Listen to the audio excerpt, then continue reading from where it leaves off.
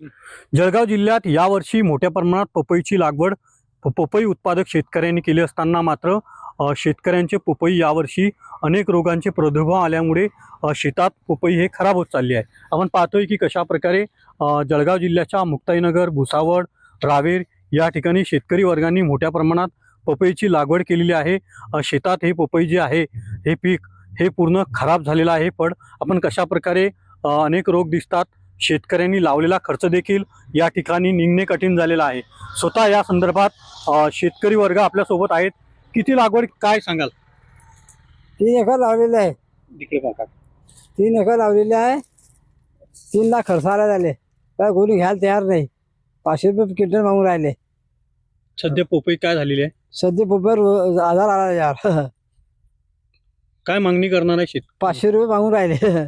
असं काय? हा, कोणी घ्यायला तयार झाले। शेतात मोठ्या प्रमाणात पपई पडून आहे। व्यापारी वर्ग देखील घ्यायला तयार नसल्यामुळे आणि अनेक रोगांचे प्रादुर्भाव पिकावर आल्यामुळे पपई उत्पादक शेतकरी हा पूर्णत्वात चिंतेत सापडलेला आहे। लावलेला खर्च देखील निघणे या ठिकाणी कठीण झालेला आहे। त्यामुळे तातडीने पंचनामे करून पपई उत्पादक शेतकऱ्यांना मदतीची मागणी पपई उत्पादक शेतकरी करताना दिसत आहे। कॅमेरा पर्सन मंगेश ढोलेसह रवी गोरे, TV9 मराठी, मुक्ताईनगर, जळगाव।